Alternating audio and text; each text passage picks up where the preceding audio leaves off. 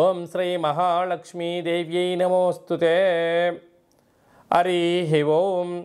మా ఛానల్కి స్వాగతం. చూస్తున్న వీక్షకులకు ప్రేక్షకులకు ప్రియ కాలభైరవ భగవద్బంధులకి స్వాగతం పలుకుతూ మమ్మల్ని ఎంతగానో ఆదరిస్తూ ఉండబడినటువంటి ప్రియ సోదర సోదరీమణులకు సనాతన ధర్మ సంరక్షకులకు జ్యోతిష్య అభిమానులకు స్వాగతం పలుకుతూ అందరి పేరును గణేశ నిమజ్జన మహోత్సవ శుభాకాంక్షలు.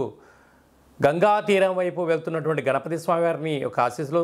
తండ్రి కైలాసం నుంచి వచ్చి మేము చేసిన పూజలంతను కూడా స్వీకరించి మమ్మల్ని ఏడాది వరకు సంపూర్ణ ఆయురారోగ్యాల చేత ఆశీర్వదించమని సాగర తీరం వైపు స్వామివారి వెళ్తూ ఉంటారు కనుక అందరూ స్వామివారి యొక్క ఆశీస్సులు పొందుదాం. అఖండమైనటువంటి అష్ట కష్టాలకు స్వస్తి పలుకుదాం. అష్ట ఐశ్వర్యం స్వాగతం పలుకుతాం. 16/9/2024 నుండి 30/9/2024 వరకు ద్వాదశ రాశుల్లో గ్రహ గమనాన్ని ఒకసారి వీక్షింపచేద్దాం. వృషభ రాశిలో దేవగురు బృహస్పతి శత్రుస్థానంలో సంచార స్థితి, మిథున రాశిలో కుజ భగవానుడు సంచార స్థితి, సింహరాశిలో బుధ భగవానుడు సంచార స్థితి, కన్యరాశిలో త్రిగ్రహ కూటమి రవి శుక్ర కేతు సంచార స్థితి, కుంభరాశిలో శని భగవానుడు స్వక్షేత్ర తిరోగమన వక్రగమన సంచార స్థితి, మీనరాశిలో రాహు సంచార స్థితిలో ద్వాదశ రాశుల్లో గ్రహ గమనాలు ఈ విధంగా ఉన్నాయి. వృషభ రాశి వారు విఘ్నేశ్వర స్వామి వారి యొక్క గంగా తీర ప్రయాణ సందర్భంగా ఎలాంటి విధి విధానాలు పాటించాలో ఈ వీడియోలో సవివరంగా సంపూర్ణంగా తెలుసుకుందాం.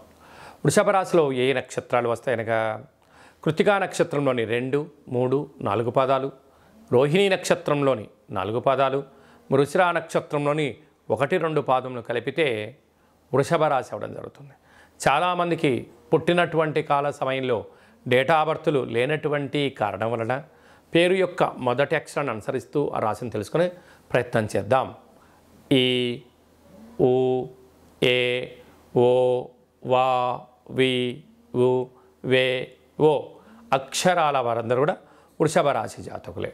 వృషభ రాశి యొక్క అధిపతి శుక్ర భగవానుడు కనుక రాశిలోనే దేవగురు బృహస్పతి శత్రుస్థానంలో సంచారము చేయడం వలన ఈ గణేశ సాగరం వైపు వెళ్తున్న గణపతి స్వామి అందరికీ కూడా వీలైనంత వరకు బొబ్బర్లతో కూడుకున్నటువంటి పదార్థాన్ని ఏర్పాటు చేయడం, వడలను దేవుడికి నైవేద్యంగా ఏర్పాటు చేయడం, ఒక 16 ప్రమిదలుగా ఈ బొబ్బర్ల పిండిని ముద్దగా చేసి ప్రమిదలుగా చేసి 21 ఒత్తులను పెట్టి గణపతి స్వామికి హారతినిచ్చి ఆ హారతిని కళ్ళకు అద్దుకోవడం వలన వృషభ రాశి వారికి విపరీతమైన ధనయోగం కనకయోగం కలుగుతుంది, ఆనంద సిద్ధి మంత్రసిద్ధి కలుగుతుందని చెప్పి గమనించాలి.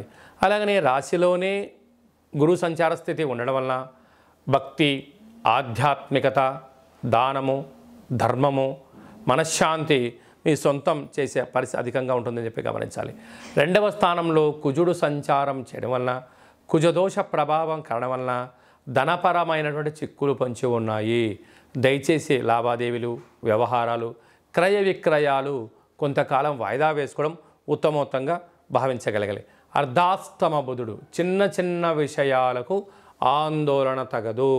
అందుకే బుద్ధిని పరిపరి విధాల కాకుండా సద్బుద్ధి సద్జ్ఞానం చేత అంటే పుస్తకాలు చదవడం కానీ, మంచి విషయ సేకరణ కానీ, దేవాలయాల దర్శనం కానీ, ప్రదక్షిణ ద్వారా స్థిమితమైన బుద్ధి కలిగి మంచి పనులు మీ సొంతం అవుతాయని చెప్పి గమనించాలి.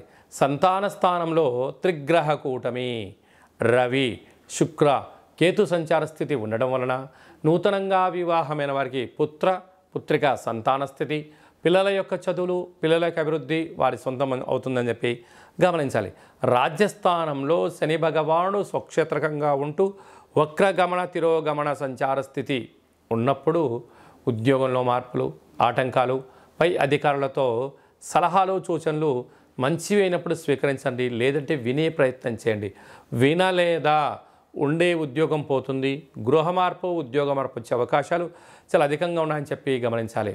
లాభస్థానంలో రాహు ఉండడం వలన విందులని, వినోదాలని, ఆధ్యాత్మిక తీర్థయాత్ర కార్యక్రమాలని చెప్పి ఆడంబరాలకు వెళ్ళారా అనేక రకాలమైనటువంటి ఖర్చు మీకు అవ్వడము, అప్పుల పాలయ్యే పరిస్థితి చాలా అధికంగా ఉంటుందని చెప్పి గమనించాలి.